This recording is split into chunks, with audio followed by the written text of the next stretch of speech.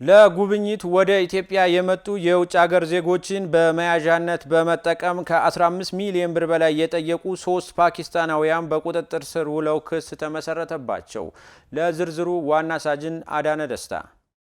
ተጠርጣሪዎቹ የእገታ ወንጀል ድርጊቱን የፈጸሙት ባለሚኩራ ክፍለ ከተማ ወረዳ 9 ጎሮ አትሌቶች መንደር ነው። የጎሮ አካባቢ ፖሊስ መምሪያ የወንጀል ምርማሪ ዋና ሳጅን ታረቀኝ ጸጋይ እንደተናገሩት ተጠርጣሪዎቹ በተከራይቶ የመኖሪያ ቤት ውስጥ ለጉብኝት ወደ ኢትዮጵያ የመጡ የህንድና የባንግላዴሽ ዜግነት ያላቸውን ግለሰቦች በመያዣነት በመጠቀም የግል ተበዳዮችን በገመድ በማሰርና በማገት የፍርድ ቤት የመያዣ ትዕዛዝ በማውጣት ባከናወኑት ኦፕሬሽን ተጠርጣሪዎቹን ለወንጀል ድርጊት ሲጠቀሙበት ከነበረ ኤግዚቢት ጋር ተይዘው ክስ መመስረቱን ገልጸዋል። አጋጆቹ የፓኪስታን ዜግነት ያላቸው ናቸው። እነሱ ቀድመው በመምጣት ከአንድ ግለሰብ ቤት ያው 100 ሺህ ብር ተከራይተው ነው የሚኖሩት። አንድ ወር ባልሞላ ነው።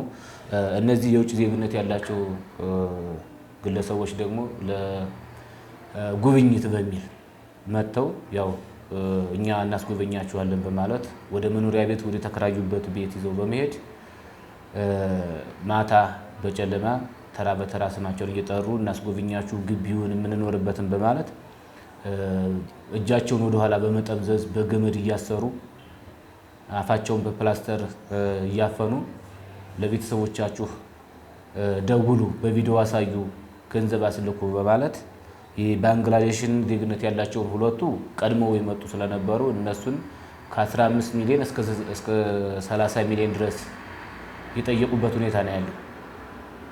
ያው የግለሰቦቹ ቤተሰቦችም በቪዲዮ እየተመለከቱ እየተከታተሉ ስለነበረ ገንዘቡን እንልካለን እናስገባለን በሚል ለማስላክ ጥረት እያደረጉ እያለ ህንድ ዜግነት ያላቸውም በእንደዚሁ በተመሳሳይ ከ50 እስከ 100 ሺህ ብር ዶላር ድረስ የሚገመት 500 600 ሺህ ብር ዶላር አስመጡ እየተባሉ ተራ በተራ እያደረጉ በነበረበት ሰዓት ላይ ያው ክስ ተመስርቶባቸው ጉዳያቸው በፍርድ ቤት እየሄደ ይገኛል።